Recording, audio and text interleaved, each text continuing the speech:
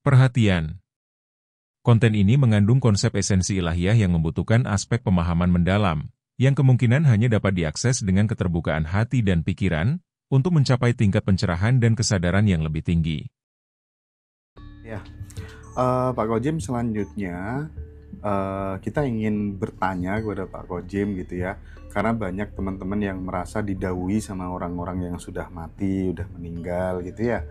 Nah, orang sudah mati atau sudah meninggal, tapi kemudian mengirimkan pesan kepada anak cucunya. Pertanyaan saya sederhana, Pak Kojim, orang mati bisa apa sih kira-kira gitu? Seperti itu, Pak Kojim. Ya, oke. Jadi begini, Mas Hendra, sebagian telah saya sampaikan pada waktu yang lalu. Ketika seseorang mati itu kan yang mati ragawinya. Ya. Tadi aja ada body yang lebih halus itu kan. Ya, nah body yang berikutnya ya tentu harus dilepas. Jadi semakin orang itu bisa melepas body itu tadi, menjadi tinggal diri sejatinya.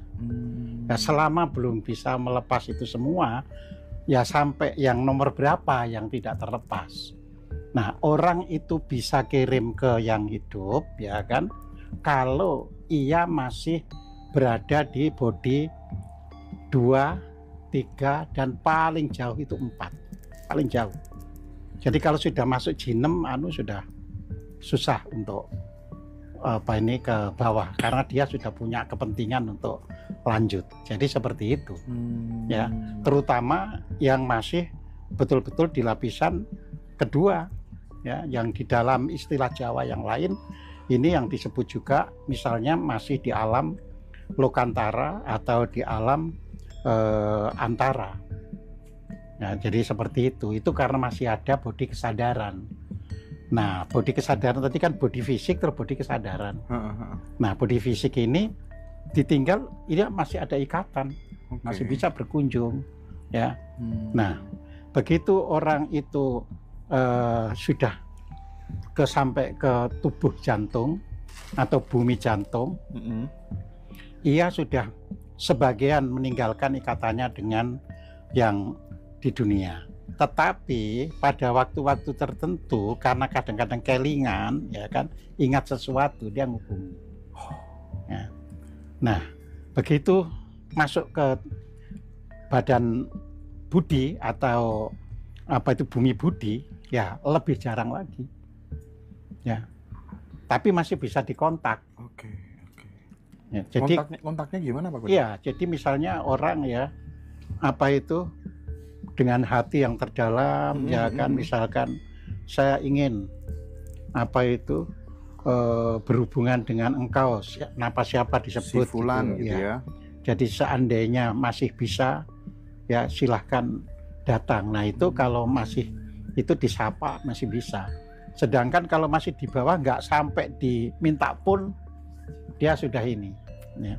Nah, mengapa ada orang yang tidak langsung melepaskan tubuh kesadarannya, ya? Karena ia mungkin ada janji-janji yang belum dipenuhi, sehingga dia harus memberitahu. Ya, itulah sebabnya di Jawa ada istilah, biasanya sampai dengan 40 hari, ya kan, orang itu jiwanya masih berada di sekitarnya, ya, dan masih bisa nemui, masih bisa ngobrol, ya. Termasuk ada buku yang baru saya berikan ini, kata pengantar, juga punya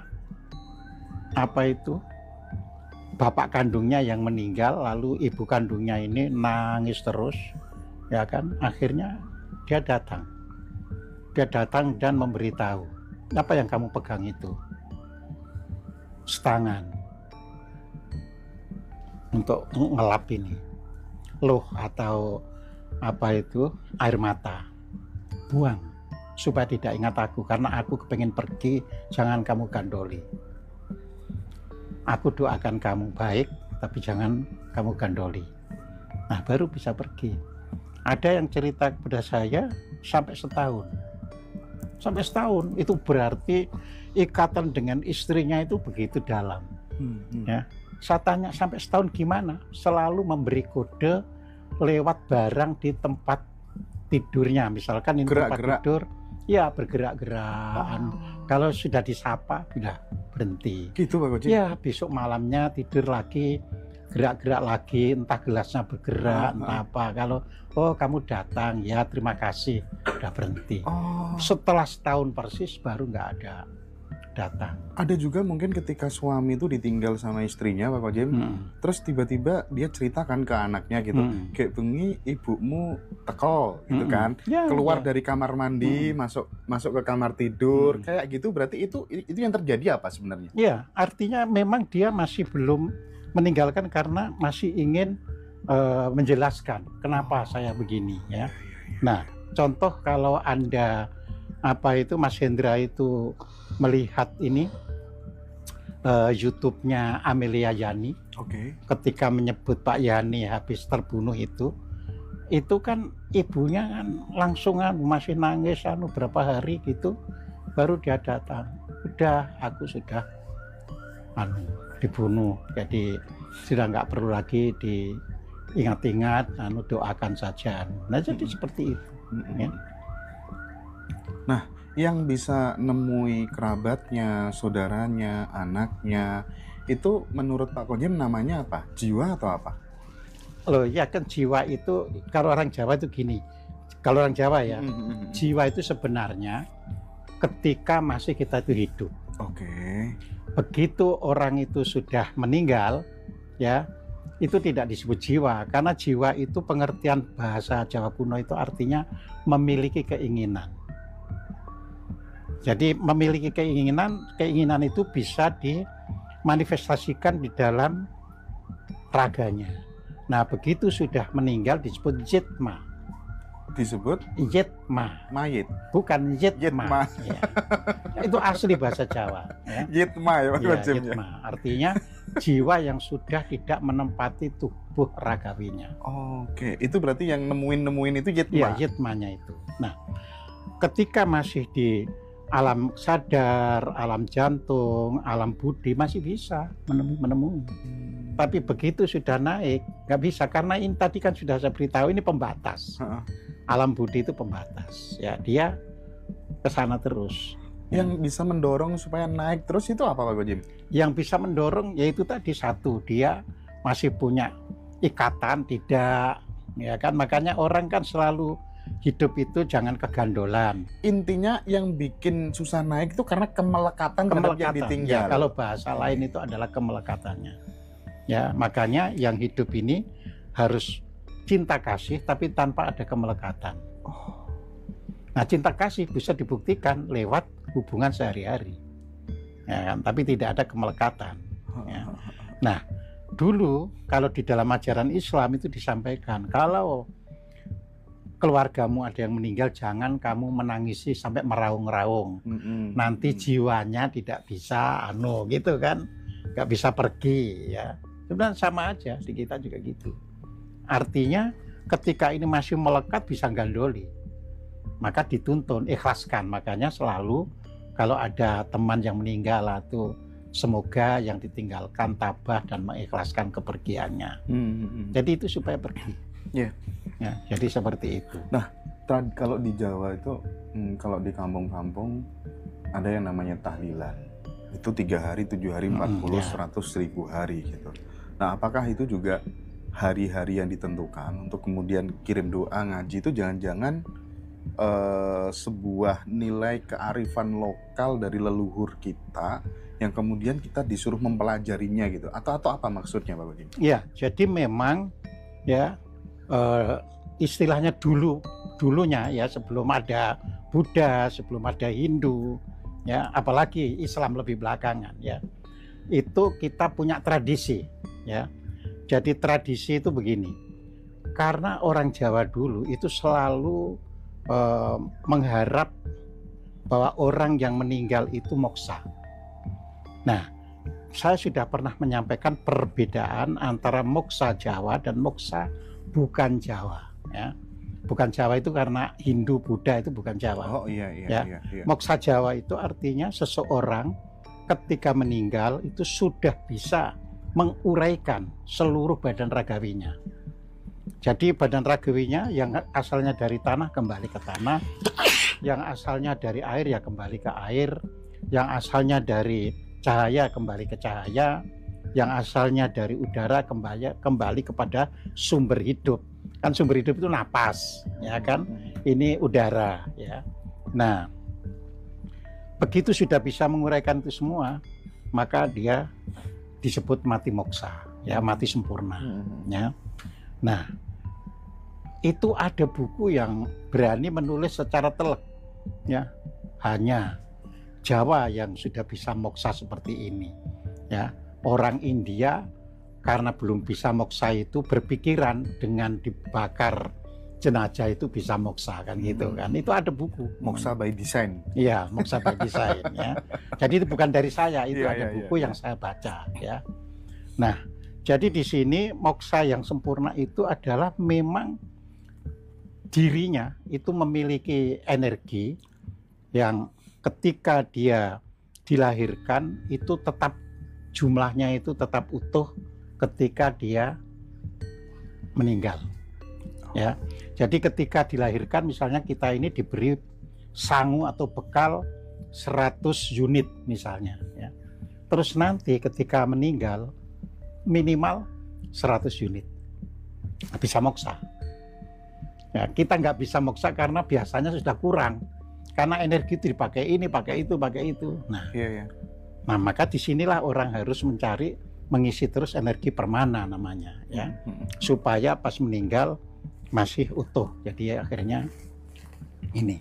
Nah, ketika orang itu sudah bisa moksa, ya, maka ada orang yang belum bisa moksa, kan gitu kan. Di satu sisi ada orang yang sudah bisa moksa, di sisi lain orang ada yang belum bisa moksa. Tapi orang Jawa tetap berharap yang belum bisa moksa seketika itu moksa pada hari-hari tertentu. Nah, maka dibuatlah istilah pembacaan mantra pada hari ketiga, pada hari 40, pada hari 100, terus pada pendak itu 1 tahun, 2 tahun itu, terus 1000 hari, ya. Nah, itu dibacakan mantra supaya moksa. Artinya moksanya itu karena nggak bisa langsung, supaya di dalam kubur itu moksa. Jadi nanti kalau misalnya 3 hari dibacakan terus bisa moksa, dibuka kuburannya sudah nggak ada apa-apa. Kalau 40 hari, 7 hari bisa moksa, ya 7 hari dibuka sudah nggak ada apa-apa. Hilang? Lah, bukan hilang, sudah terurai semuanya. Sudah terurai semua. Oh. Iya, makanya dibacakan mantra. Ya. Jadi di situ. Nah, ketika agama masuk, ya kan, yang diubah kan mantranya menjadi mantra Buddha, mantra Hindu, gitu. Ya kan.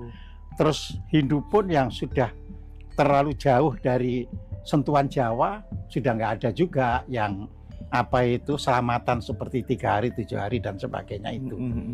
Nah, langsung bakar aja gitu ya? Iya, langsung bakar. Jalan pintas. Nah, gitu. Jalan pintas. Sedangkan di Jawa makanya disebut ada Hindu Jawa, ada Buddha Jawa, karena ia masih mempraktekkan mantra-mantra Jawa, kan gitu kan.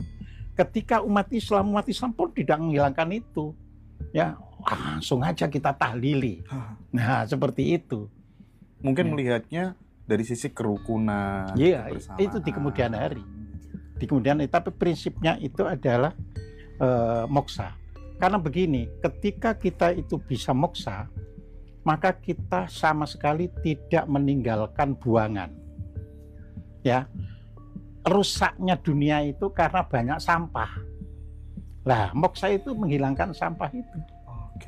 Ya, itu yang membuat ya di Nusantara ini khususnya Pulau Jawa suburnya itu nggak ada yang bandingin di seluruh dunia. Ya, Pulau Jawa itu secara ukuran itu kecil. Ya, di Indonesia ini hanya 1/20 dari daratan yang ada. Tapi penduduknya berapa? Ya, 60% penduduk Indonesia, 65% penduduk Indonesia itu diam di Pulau Jawa, dari ujung barat sampai ujung timur, ya. Bisa menampung kehidupan sebanyak itu.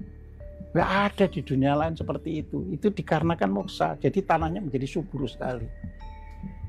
Nah, ketika kita mati biasa, apa itu dibakar, itu tetap membuat garbage atau buangan. Ya, ada rupa debu, ada rupa anu. Ya. Nah, itu membuat hambatan. Tidak langsung bisa menyuburkan. Coba aja kalau nggak percaya, ada tanaman langsung siram sebar abu dapur mati nanti. Baru abu dapur setelah berapa hari ya, terus baru tabur, misalkan setelah 40 hari atau 3 bulan ditabur, tanaman subur. Pak Kojim, berarti leluhur kita dulu jenius dong ya? Loh iya, jenius. Ya. Jenius. Bagaimana 3 hari, 7 hari? Aduh. Ya. Itu kan sangat rasional, sangat ilmiah sebenarnya ya. Betul, itu. Makanya saya tulis di buku-buku itu saya tulis kembali. Termasuk mantra moksanya saya tulis kembali. Ada Pak Kojim mantra moksa? Ada. Jadi mantra moksa itu ya yang sudah saya tulis itu di dalam buku Seksi Jenar Makrifat Kasunyatan Jilid 2. Nah, nanti bisa dibaca di situ mantra moksanya. Oke. Nah, di situ mantra moksa pun kita berikan dari Sunan Kalijogo sampai mantra moksa yang sangat ringkas ala Siti Jenar. Kalau mantra Sunan Kalijogo masih itu panjang ya. Jadi seperti itu ya. Selama ini kan kita nganggap Pak Kojim ketika dikirimin doa gitu ya, kita masih mabuk wujud kan. Rohnya itu terus seneng dapat kiriman doa dari anak cucunya gitu kan. Nah, terus kemudian kita imajinasikan seorang yang mati lainnya, wah kamu kok dapet, aku nggak dapet gitu. Ternyata nggak seperti itu ya. Iya, jadi kalau toh sudah dibacakan nggak bisa moksa tidak apa-apa, tapi dia nanti bisa naik ya ke alam yang lebih tinggi supaya ketika lahir kembali hidup lebih baik. Oke. Kalau bisa dibacakan mantra moksa itu pada akhirnya bisa moksa, tapi kan orang nanggung karma beda-beda. Ya karma kan tidak bisa hanya ditukar dengan mantra. Karma itu masih berlaku saat dia sudah mati nanti. Loh, kan namanya karma ini kan apa yang kita perbuat kan melok terus, Mas. Kan gitu, ya. Lah kalau nggak berlaku mati, nggak ada reinkarnasi, karena sudah lunas semuanya. Ya, nggak ada hair. Iya, nggak ada hair, kan gitu kan. Nah, jadi dibacakan mantra itu supaya satu pada pembacaan yang keberapa, maksudnya ke-7 hari atau ke-40 hari itu bisa moksa. Atau kalau tidak bisa moksa karena ikatan ya karma itu masih besar, ia bisa nanti hidup lebih baik. Makanya jangan lupa ada anak yang dilahirkan itu happy ya, kesini dongakno padahal ini sebenarnya sudah lahir, didoakan terus kan. Ya, nah itu tuh masuk ke anak yang sudah dilahirkan itu. Makanya happy saja. Ya, ada orang kan dari kecil kok happy aja, nggak pernah merasa susah, ya kan? Karena ini saya didoakan terus, ya kan? Padahal dia sudah lahir. Iya. Nah, Pak Kojim, sorry, mantra Siti Jenar itu bahasa Arab atau bahasa Jawa, Pak Kojim? Bahasa Jawa. Bahasa Jawa. Iya. Jadi mantra Siti Jenar itu sedikit dibuka dengan Shallallahu Alaihi Wasallam, tapi lainnya bahasa Jawa. Ya. Oke. Jadi seperti itu. Itu sudah saya tulis di di buku Makrifat Kasunyatan Jilid 2. Dan itu yang ngaji pada saya sudah mempraktekkan itu ketika saudaranya itu meninggal. Misalnya pas nazak ya, itu boleh dibacakan. Begitu dibacakan itu langsung plus, tidak pakai mendua kali, menikah kali dan sebagainya. Nah, setelah moksa itu Pak Kojim, apakah kemudian dharma dan karma itu udah selesai? Tidak dalam arti langsung seperti itu. Tapi setelah moksa itu dia akan menjadi lebih tahu daripada sebelumnya. Ya. Jadi tidak ada gunanya kan dharma selesai, tapi dia tetap nggak tahu. Avidya kalau dalam bahasa Hindu atau Buddha. Tapi ini menjadi lebih tahu. Ya, jadi artinya setelah moksa itu kan penyempurnaan. Jadi karma-karma yang ada itu menjadi benih kejernihan. Makanya ada anak yang dilahirkan pinter. Jangan lupa loh. Ya, iya. tapi sebaliknya, wis sekolah diajari berapa, gak nyantol-nyantol. Ya, ada yang seperti Mozart, ya, atau siapa lagi musik yang selain Mozart itu yang umur 6 tahun sudah itu. Ya, Beethoven seperti itu. Ya. Berarti mungkin ini juga yang disebut sebagai ketetapan gitu ya Pak Kojem ya. Kita lahir seperti ini karena hasil dari masa lalu. Itu ketetapan dari semesta gitu ya. Jadi seperti itu. Pokoknya semesta itu Mas menjalankan kita itu dengan hukum yang adil, yang timbang, ya, yang tidak menyalahi, tidak pilih kasih. Ya. Jadi nggak ada orang ini karena ulama ini itu enggak. Pokoknya tetap kalau jadi ulama, jadi kiai, jadi pendeta atau jadi resi, hatinya masih kotor ya nanti terwujud tetap. Nah, ini nih agak relate dengan tamu kita ini, Mbak Winda yang sekarang hadir gitu ya. Sarannya buat Mbak Winda, kira-kira fokus berbuat baik aja atau fokus terhadap berbuat baik saja. Fokus ke situ. Berbuat baik, nanti nulis tetap, tapi membatasi diri. Jadi jangan sampai badannya itu rusak.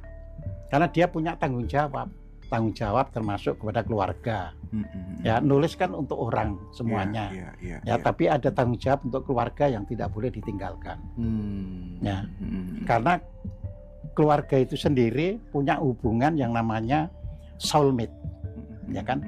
Jadi jangan sampai soulmate ini menjadi istilahnya itu soulmate yang tidak care.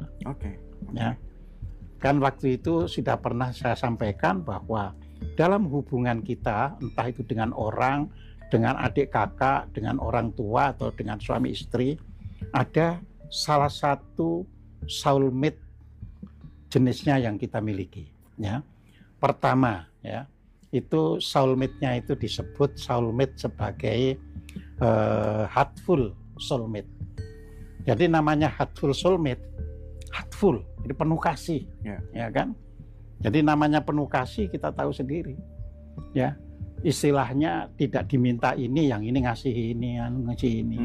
Terus nanti ada yang namanya helpful soulmate, ya. Jadi membantu. Jadi dia tahu, misalnya istri tahu suaminya kurang, dia langsung bantu. Suami kurang, melihat istrinya kurang, dia membantu. Helpful. Terus ada balancing soulmate, saling imbangi. Ya kan, jadi kalau baik ya diimbangi baik, kalau kurang agak metotok sedikit diimbangi anu. Nah, yang paling buruk kan revenge soulmate, balas dendam. Makanya ada hubungan suami istri atau hubungan adik kakak atau hubungan dengan tetangga atau teman itu seperti saling berantem terus. Ya, nah misalnya bangsa-bangsa di Arab banyak revenge soulmate. Revenge soulmate. Jadi Revan jadi terus ya, seperti nggak rela kalau nggak satu itu kalah. Jadi seperti itu. Nah, jadi Mbak Winda harus mengarah ke yang helpful dulu. Ya, jangan helpful dulu, kesulitan. Ya, dari balancing ke helpful dulu. Oh ya, anak saya butuh perhatian saya, suami butuh perhatian. Jadi ke sana dulu sambil tetap nulis. Ya, nulis pun Mbak Winda ya saya sarankan harus belajar bahasa yang dikenali orang sekarang. Ya. Jadi jangan menggunakan bahasa yang menurut kita bagus tapi orang tetap nggak ngerti. Ya. Ini kan ada kan orang apa ini nggak mengerti aku baca tulisan ini. Ya, harus makanya saya nulis dulu Siti Jenar itu kan pendek-pendek. Jadi saya buat kalimat itu pendek-pendek, itu maksudnya supaya mudah dicerna. Ya, itu pun kan tidak semua juga orang bisa mengerti, meskipun dibuat pendek-pendek. Apalagi kalau dibuat panjang gitu kan gitu ya. Jadi seperti itu. Nah, Pak Kojem kan menulis banyak buku, termasuk bagaimana perjalanan setelah kematian. Terus kemudian orang kan mungkin bertanya-tanya, Pak Kojem tahu dari mana? Pak Kojem sendiri ya belum pernah mati gitu ya. Nah, kira-kira gimana Pak Kojem kita bisa ngakses informasi itu? Oh, nanti gambaran setelah mati itu begini-begini sehingga kita oh nanti mappingnya begini, aku harus persiapan ini. Itu gimana ngaksesnya? Ya begini, jadi tadi sudah saya katakan kan, mati kalau dalam pengertian umum kan berarti mati jasmani dalam pengertian umum. Padahal ketika kita meditasi yang benar, jadi meditasi yang benar itu bukan untuk mencari ini dan itu, ya, tapi bisa melaksanakan urip ing sajroning pati, pati ing sajroning urip. Bisa melaksanakan itu aja. Ya.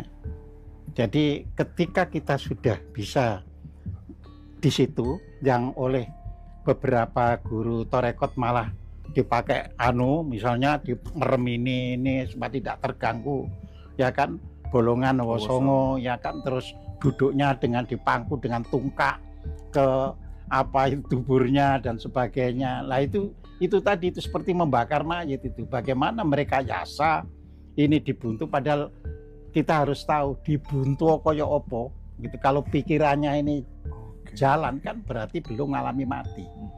Namanya mati itu berarti pikirannya pun sudah tidak jalan. Lah makanya disebut mati ing sajroning urip. Ia sudah tidak terganggu dan tidak terusik oleh apapun. Tapi dia hidup, makanya disebut mati ing sajroning urip. Urip ing sajroning pati. Dia hidup, tapi kok ya diganggu-ganggu nggak bisa. Nah, kan gitu kan. Ada yang ganggu-ganggu, ada delusi datang kok orang ini kok ya nggak direspon, nggak ngefek gitu ya. Nggak ngefek, ya kan. Mati sajroning urip, urip sajroning pati. Iya. Dan itu bisa dipelajari lewat meditasi, Bapak Jin? Bisa lewat meditasi. Tentunya seperti yang saya sampaikan, meditasi itu ada dua. Ya, ada yang namanya tranquil meditation. Ya, itu artinya meditasi dengan diam.